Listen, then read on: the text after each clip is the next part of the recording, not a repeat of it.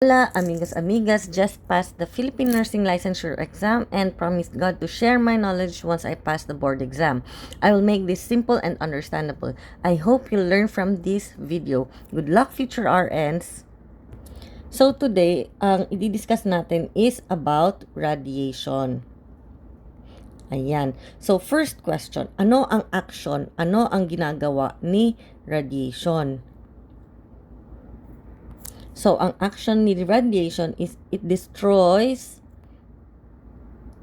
DNA cells or destruction of DNA cells. Okay? So, another question, kailan binibigay or kailan ina-advise ng doctor magbigay ng radiation? Kailan? During anong phase siya sa normal cell cycle? Or sa cell cycle, during S phase. Ayan. So, guys, if hindi nyo pa napapanood yung normal cell cycle phase, pwede nyo mapanood sa ating channel.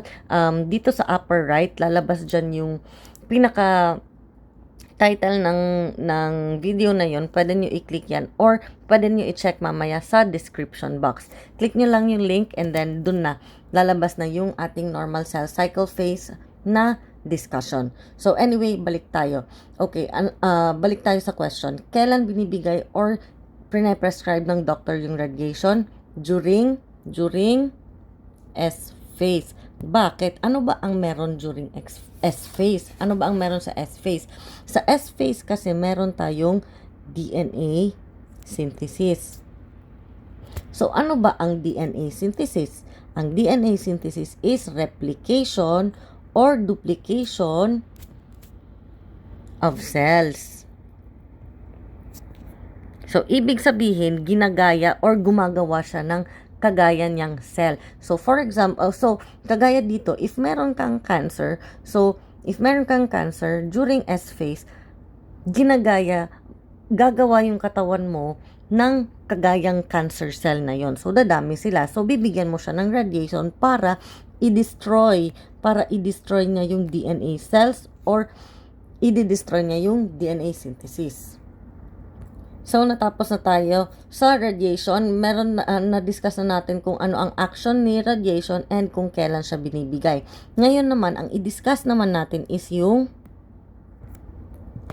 types of radiation. Kasi meron tayong two types of radiation. Yung first type ng radiation is brachytherapy. And another type ng radiation is teletherapy. So, anong type ng anong radiation tong brachytherapy? So, itong brachytherapy is internal radiation. Si teletherapy naman is external radiation. So, para mas tatandaan nyo yung bite na word. So, bite, bakit bite? Etong B is brachytherapy, I is internal radiation, yung T is teletherapy, and E is external. So, ganito siya. Bite. Ganyan siya. So, brachy, tapos internal radiation. Itong T is teletherapy. Yung E is external. So, tandaan nyo yung word na bite. O, diba? Madali lang yan, guys. Okay, so napag-usapan na natin ngayon yung ating types of radiation. Pag-uusapan naman natin kung ano ba tong brachytherapy and yung teletherapy. Pero unahin muna natin yung teletherapy kasi medyo mas madali lang ang teletherapy. Mas konti lang siya. Okay? So, start tayo. Si teletherapy is, external radiation. So, ano ba to si teletherapy? Si teletherapy is, ina-administer to siya through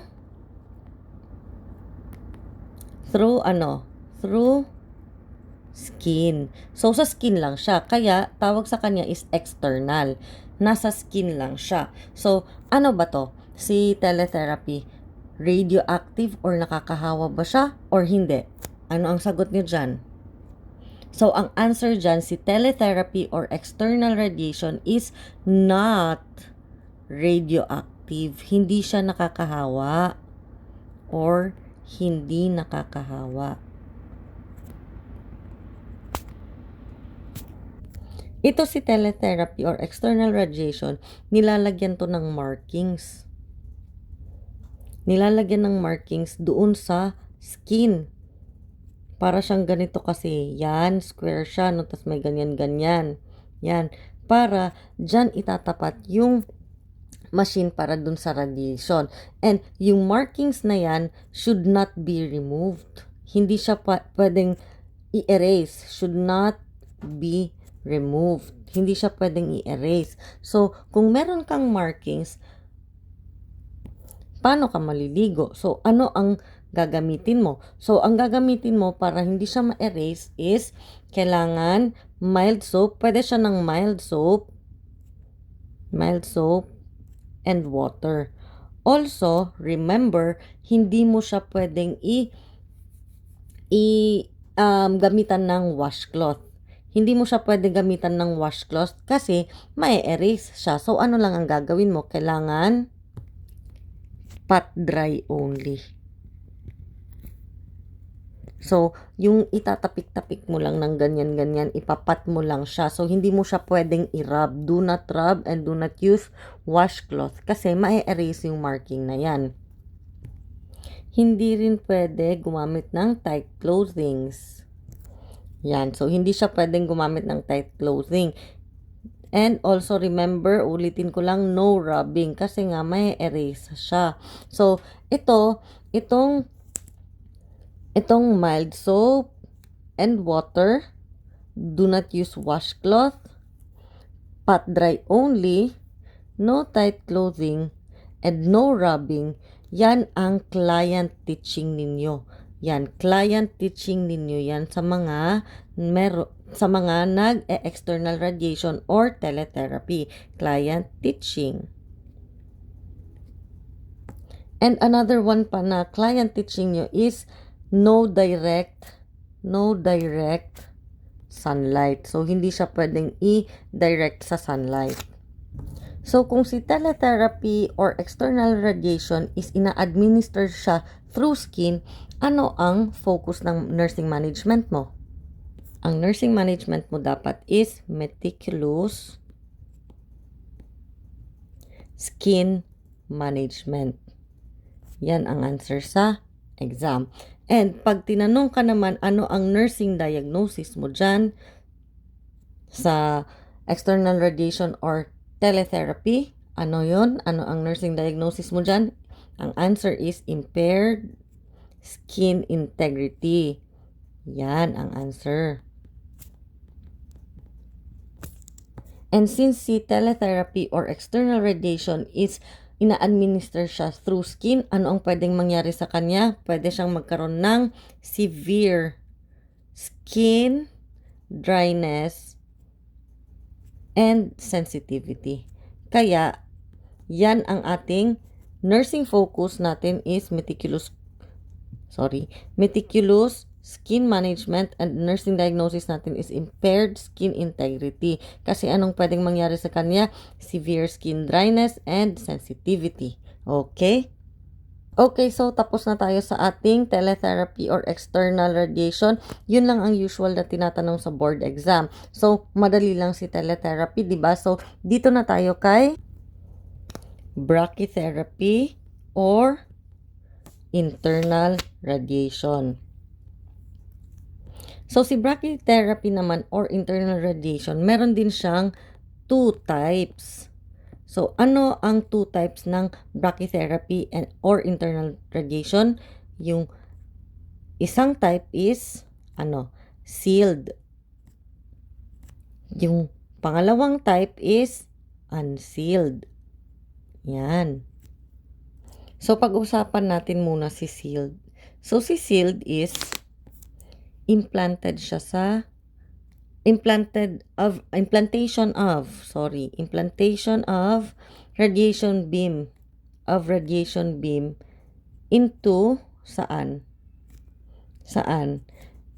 beam into the tumor. So yung radiation na yan, yung radiation beam is nasa tumor tissue siya. So sa tumor na yon. So okay. So ang tanong, nakakahawa ba siya or radioactive ba siya? Guys, lumalabas to sa board exam, yung sealed and unsealed na yan. Yung two types of radiation, laging lumalabas yan sa board exam. Yung last na board exam ng November 2021, lumabas din yan. So anyway, sige, balik tayo. Ang tanong, si sealed ba is radioactive or nakakahawa siya? Ang sagot dyan is, yes, radioactive to siya. Radioactive or nakakahawa. Except, ano ang except dyan? Ano ang hindi nakakahawa sa kanya? So, except body fluids. So, yung kanyang body fluids like perspiration, yung kanyang lawa, yung kanyang wiwi, hindi yan nakakahawa. Okay? So, siya mismo yung nakakahawa.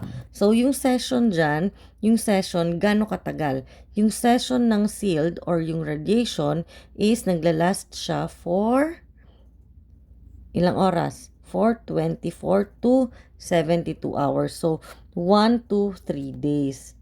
Yan.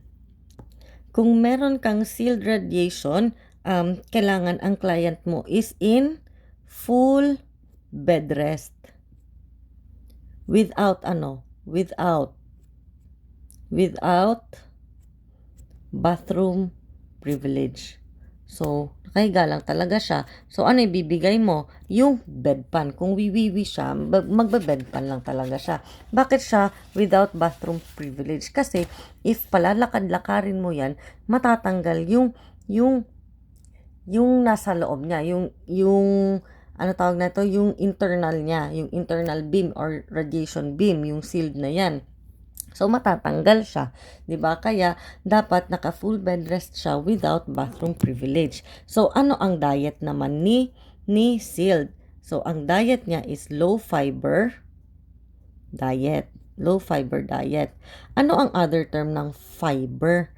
Guys, laging lumalabas to. 'Di ba? Minsan hindi natin alam. So, ang other term ng fiber is residue. Pag sinabi na low residue or high residue, meaning lang yan, low fiber or high fiber. Yan ang meaning ng low residue. So, ang fiber, another term is residue. So, low residue or low fiber diet, si may sealed na implant. So, okay, what type saan mo ilalagay ang patient? So, saan? Anong room siya?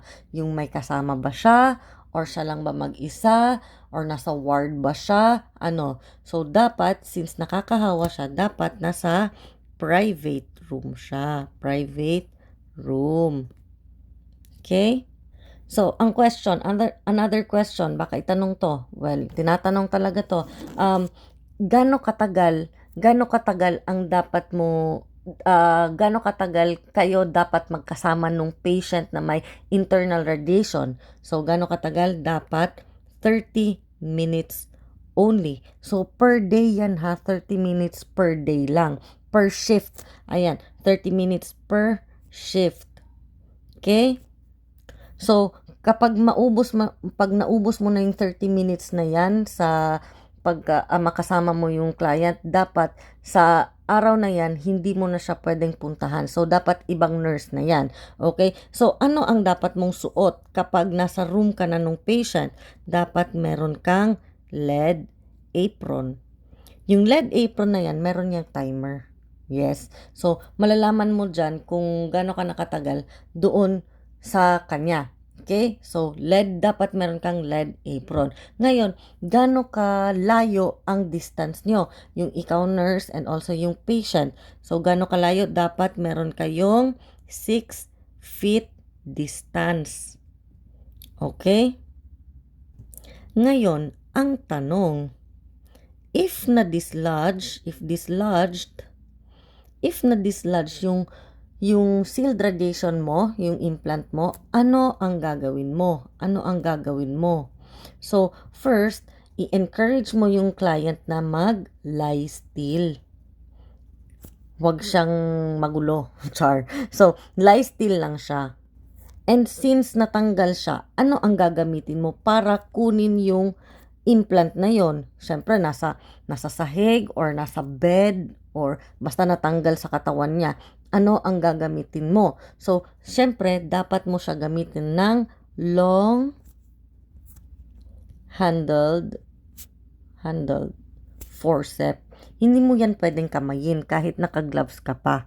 So, dapat gagamitan mo siya ng long-handled forceps. Okay, pagkatapos mo gamitin tong long-handled forceps, saan mo siya iiwan? Isasama mo ba siya sa nurse's station? Or kung saan-saan mo siya dadalhin? Hindi. Dapat iiwan mo lang siya saan? Sa room niya. Pero, saan mo, pagkatapos mo rin gamitin to, saan mo ilalagay yung implant na yun? Saan mo ilalagay? Dapat mo siya ilagay sa lead container. So, ang question, ano ang color ng lead container? Kasi 'di ba, meron yung mga tapunan natin, meron yung mga kulay-kulay. So, ano ang color ni lead container? Si yellow ba? Si orange? Or si black? So, ang color ng lead container is orange container. Guys, lumalabas to sa board exam. So, tandaan ninyo, okay? So, orange ang color ng lead container. Okay, since andito tayo ng color ng container, meron pang isang kulay ng container. Kapag naman ang tawag nito, lagyan ko lang ng star dito ha. Kapag naman ang kulay is yellow na container, ano ang laman yan or ano ang itatapon mo dyan? Yung mga infectious. Like, for example, yung gauze mo galing dun sa sugat, yan. Yellow container mo siya itatapon. Okay? Okay. So, yun lang yung sa sealed, yun yung mga pinaka-important kasi yun yung usual na lumalabas sa board exam and well, ito lang naman talaga yon. Okay, so uulitin ko lang, si sealed is, ano siya, implantation of radiation beam saan? Into the tumor. So, doon siya sa tumor tissue. So, ano siya, nakakahawa or hindi? Yes, nakakahawa siya or radioactive siya. Except body fluids. So, itong sealed na to, gaano katagal to naglalast? So, naglalast siya for gaano katagal? 24 to 72 hours or 1 to 3 days. Okay? Tapos, itong client mo na may sealed implant, ano ang dapat sa kanya? Dapat naka full bed rest siya without bathroom privilege. Bakit siya without bathroom privilege? Kasi baka ma-dislodge yung implant niya. And also, if naiihi siya, anong ibibigay mo?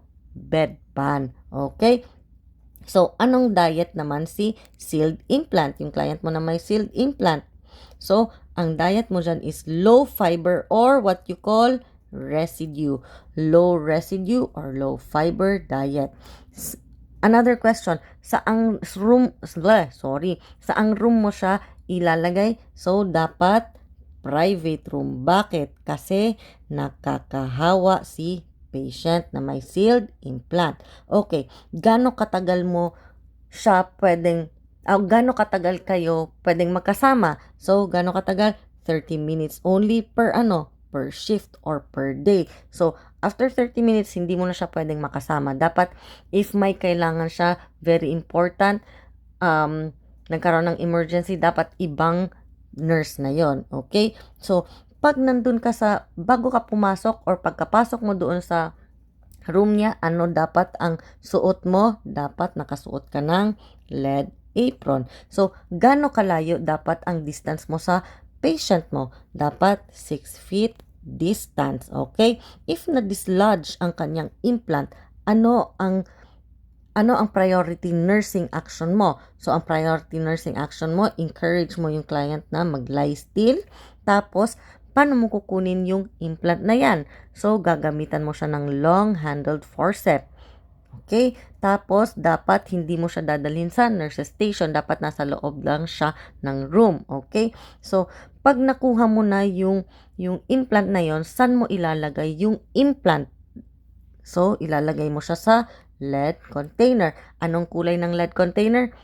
Orange. Okay? So, eto, bonus naman, pag yellow container, ano ang laman nun?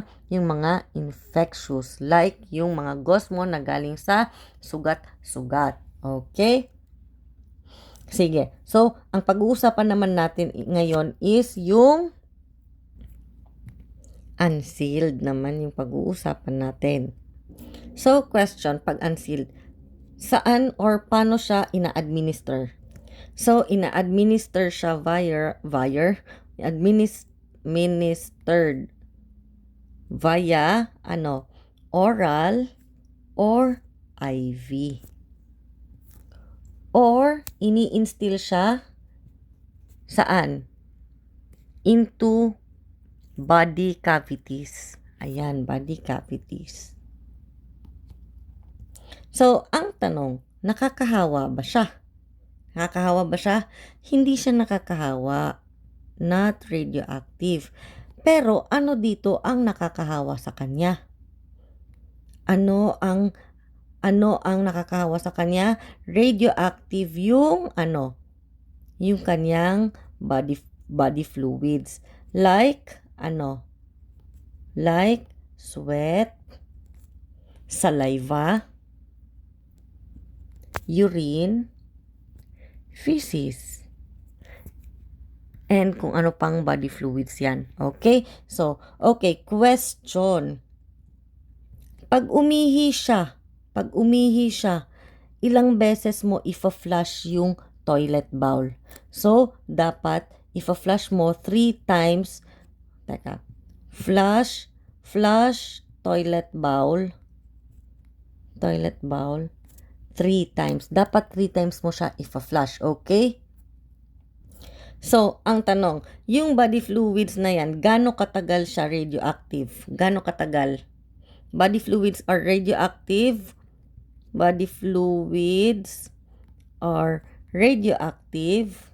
Within ilang hours? Within 48 hours. Okay, 48 hours after mo i-administer sa kanya. Okay? So, ang tanong, pwede bang mag-hug? Pwede bang mag-hug yung mama niya or kung sino man ang SO niya? Pwede bang mag-hug? Yes, pwedeng hug. Pwede silang mag-hug kasi bakit? Sino ba ang radioactive? Siya ba or yung kanyang body fluids? Yung body fluids lang, 'di ba? So, pwede silang mag-hug, pero wag lang talaga yung may body fluids. So, kung pinagpapawisan siya, wag mo na siyang ipahug, okay? So, eto pa, another question. Kailan siya pwedeng makipag-sex? Kailan siya pwedeng makipag-sex? Pwede siyang makipag-sex after 48 hours, okay? Okay, so sige. So natapos tayo, actually yan lang ang usual na lumalabas sa ating radiation na unsealed. So okay, balikan natin si unsealed. Si unsealed is ina-administer siya via oral or IV or ini-instill siya into the body cavities. Okay, ang tanong, nakakahawa ba siya? Hindi. Ano ang nakakahawa sa kanya? Ang body fluids like sweat, saliva, urine, feces, or blood. Yan, yung blood. Pwedeng blood. Okay? Wait lang, ayusin natin yung blood. Yan. Okay? So, pag umihi siya, ilang beses kailangan i-flush ang toilet bowl? Kailangan i-flush ang toilet bowl 3 to 4 times. Actually, 3 to 4 times yan. Okay? So, ang body fluids ay radioactive up to ilang oras or ilang araw body fluids are radioactive within 48 hours after administration. Pwede bang mag-hug dun sa kanyang SO? Yes, pwedeng mag-hug. Wag lang yung kanyang body fluids kasi nakakahawa yung kanyang body fluids. So, kailan siya pwedeng makipag-sex? After 48 hours. So, ayan. So, natapos na tayo actually. So, yan na yung ating radiation. So, napag-usapan na natin yung ating bite. Yung ano nga ulit yon, yung bite. Yan, yung bite. So, si brachy is internal, si telet is external. Ayan. So, si internal is may dalawa. Sino nga ulit yon? Si sealed and unsealed. Okay? So, anyway, natapos na tayo sa ating discussion. Ngayon naman, bibigyan ko kayo ng mga sample questions. Okay? Ready na ba kayo with rationality and also test-taking strategies? Okay? Sige. Ready na ba? Ready? Okay. Wait lang ha. Okay, question number 1. So, the nurse instructs the client receiving external radiation therapy about skincare daw. Which statements by the client indicate an understanding of the instruction? Select all that applies. Okay? So, pag sinabing select all that applies, so alam nyo na, a-answer nyo kung ano-ano dyan yung mga tama. So, okay, balikan natin. So, ano daw ang nire-receive nung client? Okay, sige. Ibasahin muna natin yung options. So, A, I can lie in the sun as long as I limit the time to 2 hours daily. B, I should wear snug clothing to support the irradiated skin area. C, after bathing, I should dry the area with a patting motion using a clean, soft towel. D, I should avoid using powders, lotions, or creams on the skin area being irradiated. E, I should avoid removing the markings on the skin when bathing until my course of radiation is complete. Okay, so balikan natin ang question. Ano nga ulit ang nire-receive niya? Meron siyang external radiation therapy. So, ano daw ang i-instruct ni nurse sa client na nag-external radiation therapy about skincare?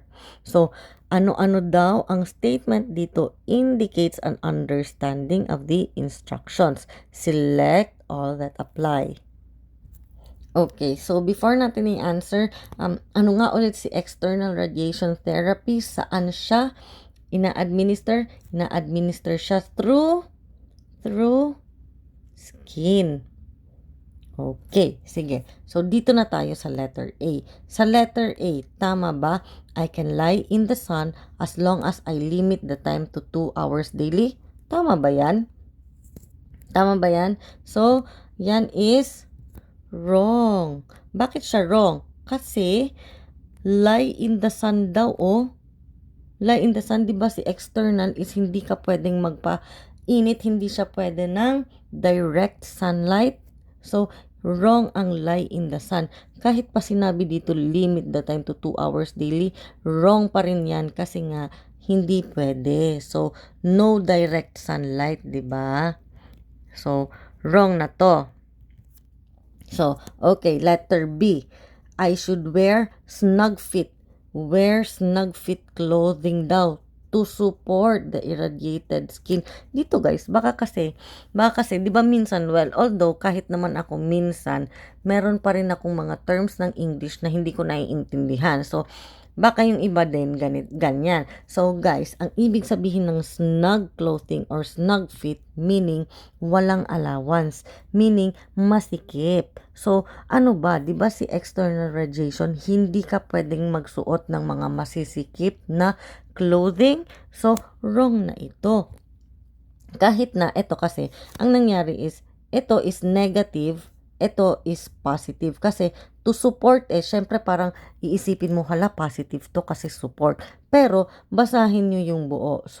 Wear daw ng snug fit, wrong pa rin yan kasi nga diba si external is hindi pwedeng magsuot ng tight fitting clothing. Okay, so wrong na ang A, wrong na rin ang B. So wait lang, so ito no tight clothing. Okay, so si letter C naman. Letter C daw, after bathing, I should dry the area with a patting motion using a clean, soft towel. So, ano sa tingin nyo? Tama o mali? Tama. So, correct siya. Bakit siya correct? Kasi dry niya daw ng patting motion using clean, soft clean, soft towel. Pero ang the best dyan na answer talaga is yung ating patting motion. Itong patting motion. Kasi hindi tayo pwedeng mag-rub. So, no rubbing kasi. So, tama itong answer natin na letter C. Okay, doon na tayo kay letter D.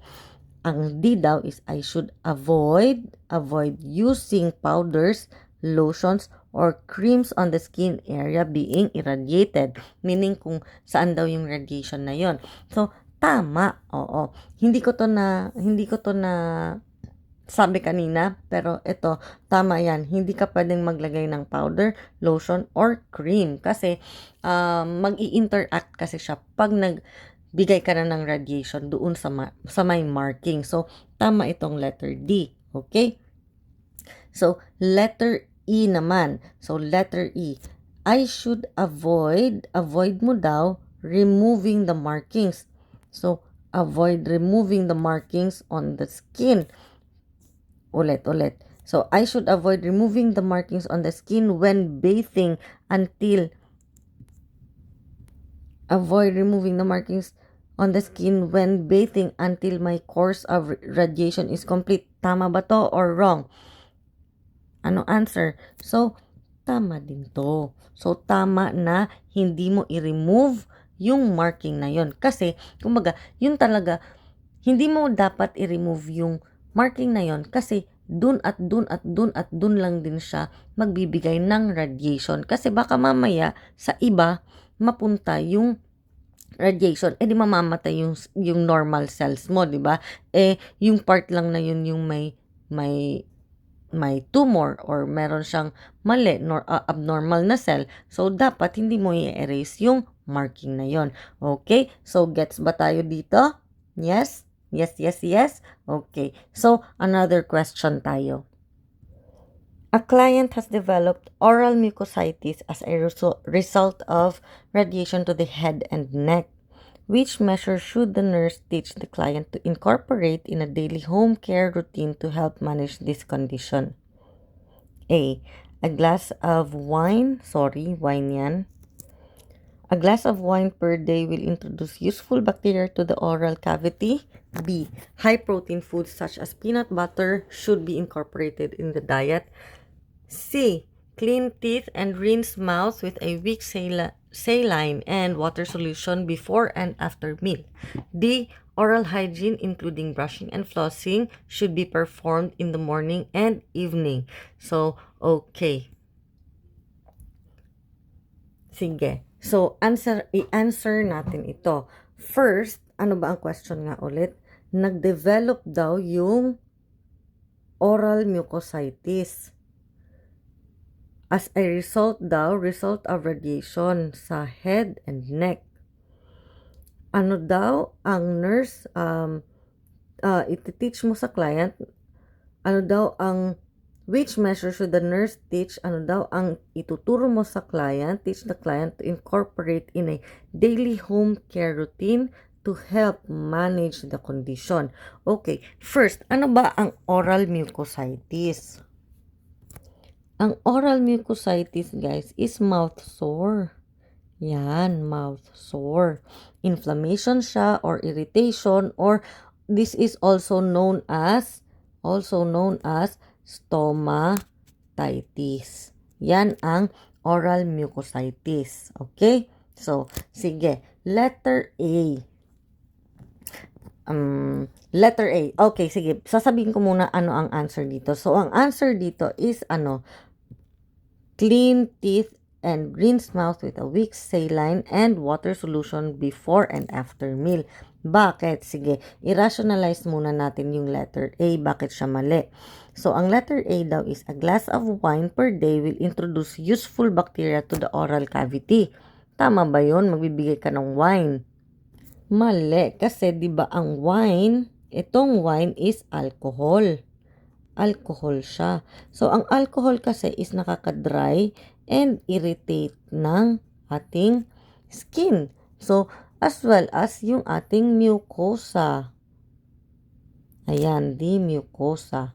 So, and also, hindi siya useful sa bacterial oral cavity. Hindi, mali yan. Okay, so, wrong na ang ating letter A. So, sa letter B naman. Sa letter B, ang sabi, high-protein foods such as peanut butter kuno should be incorporated in the diet. Hindi rin pwede kasi ang peanut butter is, di ba, thick siya. Meron siyang thick consistency or parang makapal yung feeling, thick consistency. Yan.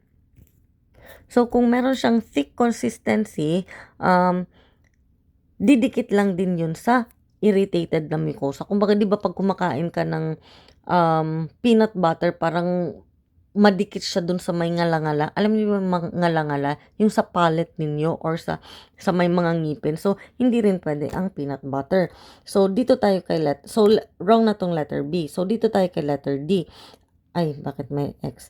So, si letter D, ang sabi, oral hygiene, including brushing daw and flossing, should be performed in the morning and evening. Bakit siya wrong?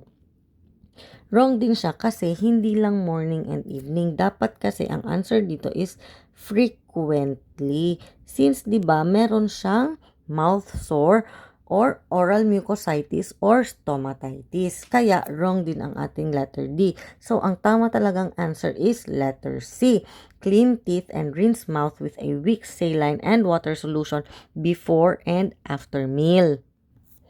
Ito ang magiging effective na oral cleansing agent sa oral mucositis or mouth sore or stomatitis.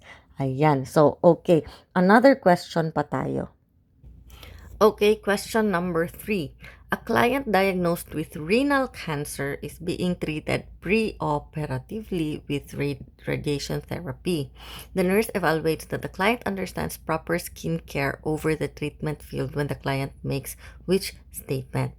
A. I'll be able to wash the ink marks off my skin after the initial treatment. B. I'll have my family bring some unscented lotion to keep my skin soft. C. Wearing snug fit clothing over the skin site will help provide good support. D. Direct sunlight is something I'll have to really avoid exposing my skin to. Okay, so ano ang answer nyo dito? Sige, bigyan ko kayo ng 10 seconds.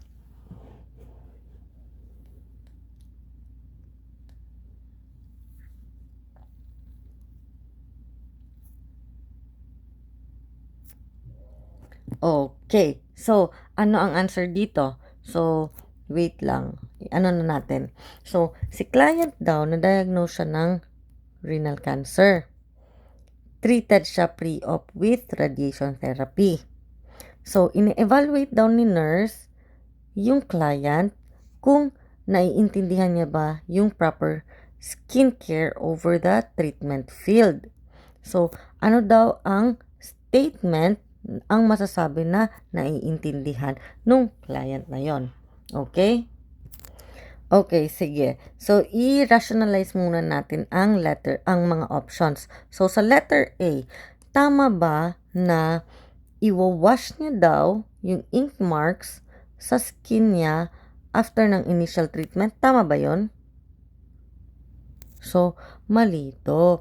Kasi nga, di ba, hindi mo pwedeng tanggalin yung markings kung hindi pa tapos ang treatment mo. Ang sabi dito, initial. So, first treatment. Hindi naman, ang radiation naman, hindi lang naman isang beses ginagawa yan, di ba? So, wrong na ang ating letter A. Okay? So, letter B. So, ang B daw, I'll have my family bring me some unscented lotion to keep my skin soft. Unscented lotion. Tama ba to? Unscented lotion.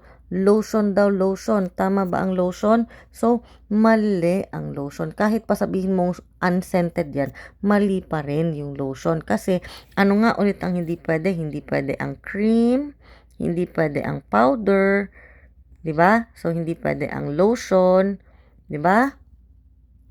Hindi rin pwede ang alcohol, Hindi rin pwede ang perfume.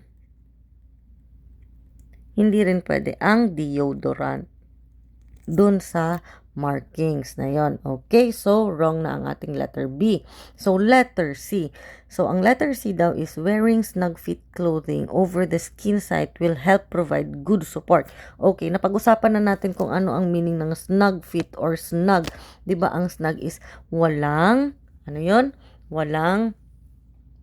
walang pagitan. Kumbaga, tight-fitting clothing to. So, wrong pa rin kasi hindi ka pwedeng magsuot ng tight-fitting clothing. Okay? So, ang answer dito is direct sunlight is something I'll have to really avoid. So, I'll have to avoid. So, tama kasi hindi pwede ang direct sunlight sa mga nagre-radiation therapy. Dapat ipoprotect mo yung skin na yon sa mga extreme temps. So, protect skin from extreme temperature. Ayan. Okay. So, gets nyo na. Okay. Another question naman tayo. Another question. A client is being admitted to the hospital after receiving a radiation implant after being diagnosed with cervical cancer. Which priority action should the nurse implement in the care of this client? A. Encourage the family to visit. B. Place the client on protective isolation. C. Admit the client to a private room. D. Encourage the client to take frequent rest periods. Okay. 10 seconds, guys. 3, 4, 5, 6, 7, 8, 9, 10. Okay, so sagutan natin. First, ano ba ang question? Si client daw na admit sa hospital after niya daw makareceive ng radiation implant. Guys, implant ha. Implant. After being diagnosed with cervical cancer. Which priority action should the nurse implement in the care of this client? Guys, tandaan nyo yung implant and yung priority action. So, ang implant, ano bang implant? Diba implant pinasok? So, ano siya?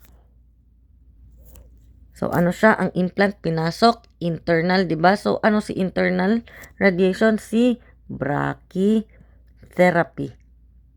Tama? Okay. So, ang question na ngayon, yun yung ating situation. So, ang question, ano daw ang priority na i-implement ng nurse during care? So, sige, sagutan. I-rationalize muna natin. So, letter A. Tama ba si letter A? Encourage daw the family to visit? Wrong. Kasi, di ba, ang internal, wala naman kasing sinabi dito, sealed or unsealed, di ba? So, syempre, common sense na lang din kasi meron tayong sealed. So, pag sinabing sealed is nakakahawa siya. So, i-encourage mo ba yung family para mag-visit? So, no. So, hindi, di ba? Pero pag sinabi dyan na unsealed, so pwede siya. Pwede kayong mag-hug. Pero, yun nga. So, ang tanong kasi is priority. So, kung ito man ang answer, hindi pa rin siya ang priority. Okay? So, wrong pa rin siya. So, letter B. Place the client daw on protective isolation. Tama ba yun, guys? So, wrong pa rin. Bakit siya wrong? Wrong pa rin siya kasi hindi siya ang priority. Kasi hindi naman kailangan na mag-protective isolation, 'di ba? Kasi dapat ang pinoprotektahan natin is yung individual other than the client. So yung ibang tao. Okay? So letter C. Okay, so letter B is wrong ha. So letter C, admit the client to private room. Ano sa tingin nyo? Tama ba to or mali? So, ito ang answer. Admit the client to a private room. Bakit nyo siya i-admit sa private room? Siyempre, para ma-reduce yung exposure ng ibang tao sa radiation. And also, kailangan mo rin i-limit yung visitors. Okay? Okay. So, ito si private room. Bakit? Para maprotektahan yung ibang tao. To protect others. Protect others. Ayan. So, letter D. So, wrong na rin to si letter D. Letter D, diba? So, si letter D daw is encourage the client to take frequent rest periods. Okay. Okay naman to. Pero kasi, ang tanong guys, lagi niyong babasahin yung question, priority. So, okay siya, pero ano ba ang mas priority? Yung marami siyang mahawa? I mean, yung mas konti ang mahahawa niya, yung private room, or itong frequent rest periods, syempre doon na tayo sa makakahawa. So, kaya wrong pa rin yung ating letter D. Okay? Okay, so I hope na intindihan natin yung ating discussion for today, and good luck future RNs. Kaya nyo to. Sobrang dali lang ng ating discussion, and ayan. So, abangan nyo pa yung ating ibang tawag na to, ibang videos kasi marami pa tayong i-discuss, and ayan, meron na tayong mga na-discuss. So, other topics natin na na-discuss, ito, yan sila. Yan, yan, yan, yan, yan, and also yung ating, yan. So, check nyo lang yung ating channel, meron doon yung nursing education na folder. So, andun yung ating mga discussion. And if meron kayong request, pwede nyo i-comment sa ating comment section. Ayan. Good luck RNs. Pray kayo. Mag-pray and mag-study hard. And kaya nyo yan. Thank you so much for watching. Bye everyone. Please like and subscribe kayo guys. Yan. I-like nyo and i-share nyo. Lalo na i-share nyo guys. Ha? Para marami tayong maging nurse. Ayan. Thank you so much guys. Bye.